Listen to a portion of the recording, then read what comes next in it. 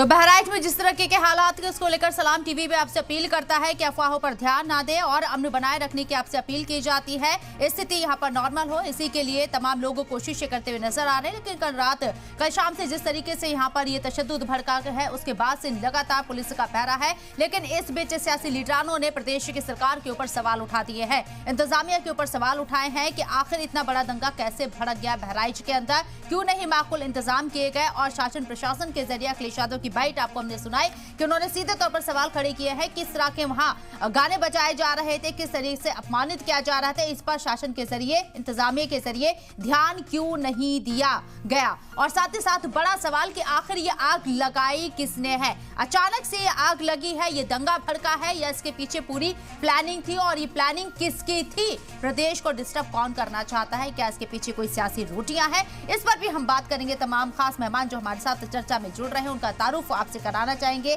AK Dwivedi साहब साबिक DG हमारे साथ मौजूद हैं, इसके साथ ही दानिश कुरैशी साहब AIMIM स्पोक पर्सन हमारे साथ मौजूद हैं, अश्वनी शाही साहब लीडर BJP हमारे साथ हैं, और मेजर आशीष चतुर्वेदी साहब लीडर SP हमारे साथ हैं। आप तमाम लोगों का इस्तकबाल है सलाम टीवी में। सबसे पहले AK द्विवेदी साहब आपके पास में आऊंगी, आपको क्या लगता है इस तरह की सिचुएशन को निपटने के लिए शासन की, प्रशासन के, इंतजामिया की किस तरह की तैयारियां होनी चाहिए, और जो सवाल उठाए जा रहे हैं उसमें क्या आपको लूप होल नजर आते हैं? देखिए, मैं बता दूं, त्योहारों के संबंध में सरकार की मैं एक बात स्पष्ट कर दूं, कोई भी सरकार हो, किसी भी राजनीतिक पार्टी की सरकार हो, नीति यही रहती है कि जो भी त्योहार, किसी भी धर्म से संबंधित जो भी त्योहार मनाए जा रहे हैं, उसमें त्योहारों में जो पिछले कई सालों से परंपरा रही है उसी परंपरा के अनुसार हो, उसमें कोई बदलाव ना हो, कोई परिवर्तन ना हो, कोई नया रास्ता ना हो। तो पुराने तरीके से, परंपरागत तरीके से ही त्योहार मनाए जाने चाहिए और उसी हिसाब से पुलिस द्वारा प्रबंध किया जाना चाहिए ताकि अमन चैन बना रहे। यह नीति सभी सरकारों की होती, कोई भी राजनीतिक पार्टी सत्ता में हो।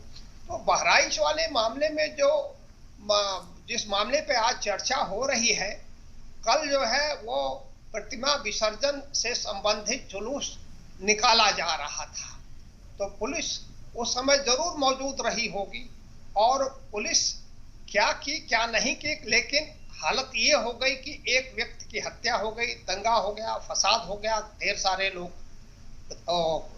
घायल हो गए। आज भी बहराइच जिले में काफी बवाल हुआ है और उपद्रव हुआ है, ADG लैंड ऑर्डर भी मौके पर गए हैं।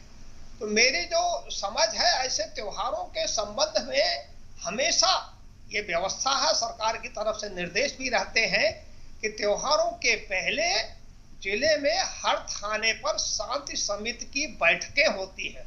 उस शांति समिति की बैठकों में इलाके के प्रतिष्ठित लोगों को, सभी धर्मों के, सभी धर्म संप्रदाय के प्रतिष्ठित लोगों को बुलाया जाता है। पुलिस के अधिकारी रहते हैं, SDM रहते हैं, बैठ के चर्चा करते हैं और उनसे राय मशविरा करते हैं। वो जो सुझाव देते हैं उन सुझावों पर पुलिस वाले अमन कमेटियां इसमें शामिल होती हैं और आगे किस रूट पे किस तरीके से यात्रा निकल रही है। एक फ्लैग मार्च भी किया जाता है या लोगों को एक तरीके से शांति की अपील के तौर पर भी मैसेज देने की कोशिश होती है। मेरे साथ तमाम लोग इस चर्चा में बने हुए आऊंगी। सर, मैं आपके पास, मेरा सवाल यहाँ पर अश्वनी शाही साहब आपसे है, सीधे सवाल पर आती हूँ। इल्जाम आपके ऊपर है, समाजवादी पार्टी कहती है कि जो अभी हालात नजर आ रहे हैं उसमें दंगा फसाद और तनाव ही भाजपा का शासन और सत्ता मॉडल है। सीधे आपके ऊपर इल्जाम जब यूपी की भाजपा शासित योगी सरकार राज्य में अपना रही है, इस फसाद के पीछे सीधे तौर पर आपको कटघरे में खड़ा किया जा रहा है, माकूल इंतजाम नहीं, दंगा भड़कने दिया गया। अखिलेश यादव जो है दंगाई मुख्यमंत्री रह चुके हैं, इसलिए उनको दंगा जो है भारतीय जनता पार्टी में आरोप जरूर लगाना है। उनके राज्य में जब 12 से 17 देख लीजिए या पहले के 3 शासन में देख लीजिए कितने दंगे हुए थे। मुजफ्फरपुर कांड आज तक कोई, मुजफ्फरनगर कांड कोई आज तक भूला नहीं है। लेकिन आज अखिलेश जी का भी आपके ऊपर बयान में सुन रहा था, अखिलेश जी कितनी बेशर्मी के साथ बयान दे रहे हैं कि बाजा क्यों बजा रहा था, कौन बाजा बजा रहा था। अरे भाई, धार्मिक त्योहार है, बाजा नहीं बजेगा तो क्या बजेगा? आपके तरह जो है हम कांवड़ यात्रा में DJ का पर रोक लगा देंगे क्या हम? ऐसा नहीं है। जब रास्ते से जा रहा था, वहां पर विसर्जन था, 10-15 मूर्तियां जा रही हैं, उसके बाद जब मुस्लिम संप्रदाय ने खंडित किया मूर्ति को, अबीर गुलाल के मौके पर लेकर अबीर गुलाल उड़ाया जा रहा है, तो किसी के घर में पड़ सकता है, किसी को लग सकता है, ये तो क्षम्य है।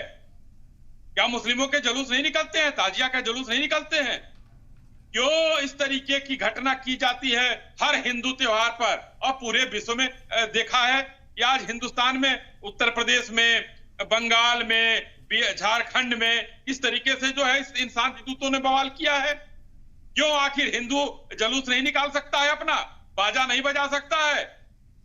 अखिलेश यादव होंगे मुस्लिम तुष्टीकरण के पुरोधा, लेकिन वो घर में रहे, हम अपने त्योहार को मनाएंगे और जो दंगाई चाहे हमीद हो या अब्दुल हो, उनको घर से निकालकर कानून न्याय सम्मत सजा भी मिलेगी। क्यों भाग गया उसका परिवार? एक लड़का जो 22 साल का गरीब परिवार का बेटा होता है, खंडित मूर्ति देखकर थोड़े भाई आक्रोशित होना है, हमारी मूर्ति खंडित होगी, माता दुर्गा का हाथ टूट गया तो उतनी भीड़ थी, भीड़ में आक्रोश आएगा ही।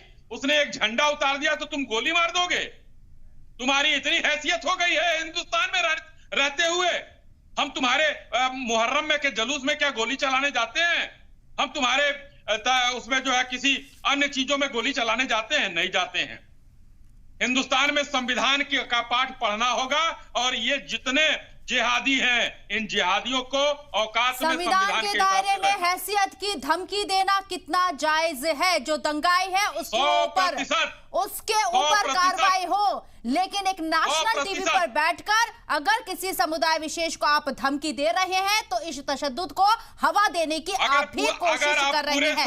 मैं फिर अपील करूंगी तमाम नाज़रीन से, तमाम दर्शकों से, सलाम टीवी आपसे अपील करता है कि किसी तरह के बहकावे में ना आए, किसी तरह की अफवाह में ना आए, शांति बनाए रखे। ये शांति का देश है, जो दंगाई है उनके खिलाफ कार्रवाई हो। तो ये उनके लिए धमकी है। मेजर आशीष चतुर्वेदी साहब, ठीक है सर, धमकी से आगे बढ़ते हैं। हम डिबेट करने के लिए बैठे हैं। अगर जिहादी है तो ये धमकी है। हम डिबेट के लिए बैठे हैं, धमकी और हड़काने के लिए नहीं बैठे हैं। ये मंच इसकी इजाजत नहीं देता है। आशीष चतुर्वेदी साहब, मेरा सवाल आपसे है, किस आधार पर आप ये इल्जाम लगा रहे हैं?